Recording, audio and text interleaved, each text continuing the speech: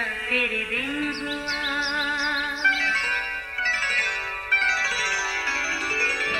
नया फिर दिन हुआ, पुरानी रात का करे सो शुक्र हम खुदा की जात का, खुदा की जात का, नया फिर दिन हुआ।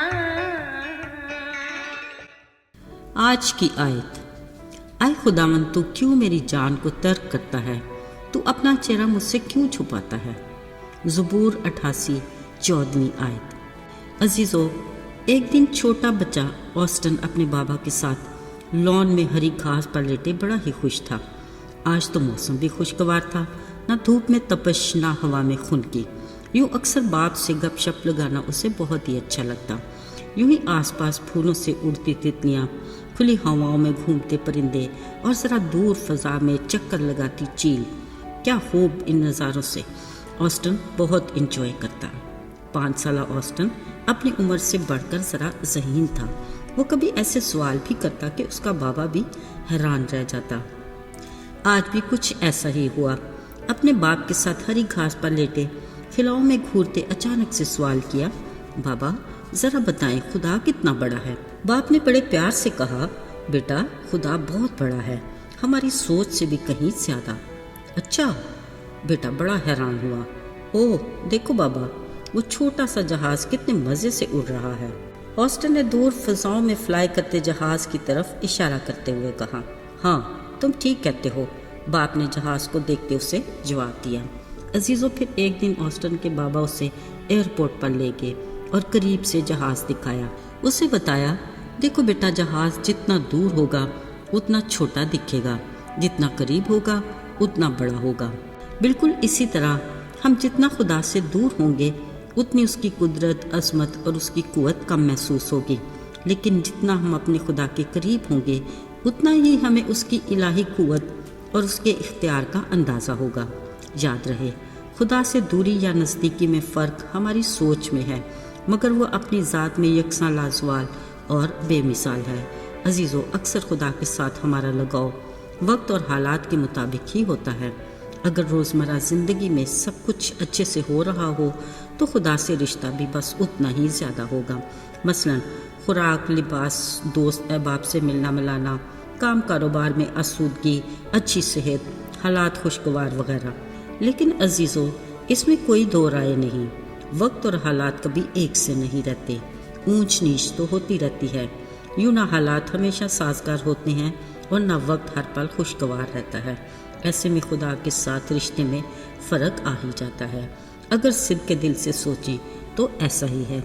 अजीज़ों, ज़रा सोचें, हकीकत में खुदा से ताल्लुक़ का सबसे आला मयार ये है कि जब दुखों की भरमार हो तो हम उसका शुक्रिया अदा करें, आजमाइश में उस पर भरोसा रखें, तकलीफ़ में अताअत गुजार हों, और कभी लगे कि खुदा बाप कहीं दूर है तो भी उससे मोहब्बत रखें और उस पर भरोसा रखें।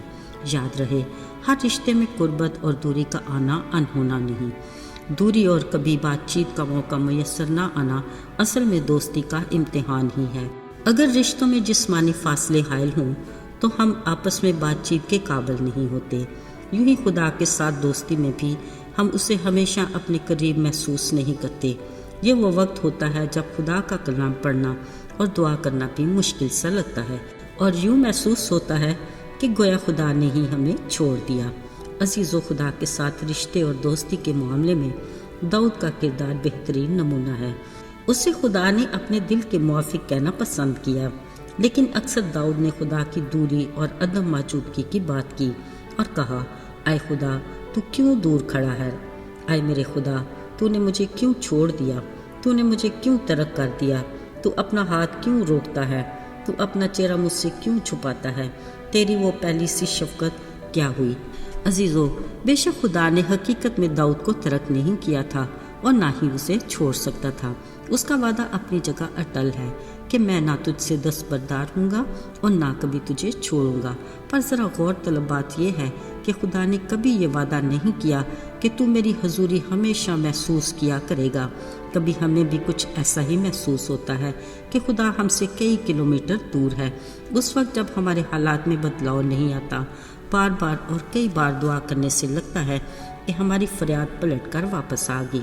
ہاں ساتھیو، اگرچہ تکلیف دہ اور پریشان کن مرحلہ ہے، مگر یقینی طور پر یہ ہماری روحانی ترقی اور ایمان کی مضبوطی کے لیے بے انتہا ضروری ہے۔ عزیز و خدا کا بندہ ایوب بھی خدا کے ساتھ شکوے شکایت کے کچھ ایسے ہی مراحل سے گزرا۔ اسے اپنی ہر مصیبت میں خدا کہیں دور ہی نظر آیا، لیکن اس نے بڑے ایمان کے ساتھ یہ ضرور کہا، اگر میں بائیں جاتا، پیچھے ہٹتا ہوں، میں اسے دیکھ تو نہیں سکتا، وہ مجھے اپنے آس پاس کہیں نظر بھی نہیں آتا، پھر میں جس راستے پر چلتا ہوں وہ اسے جانتا ضرور ہے۔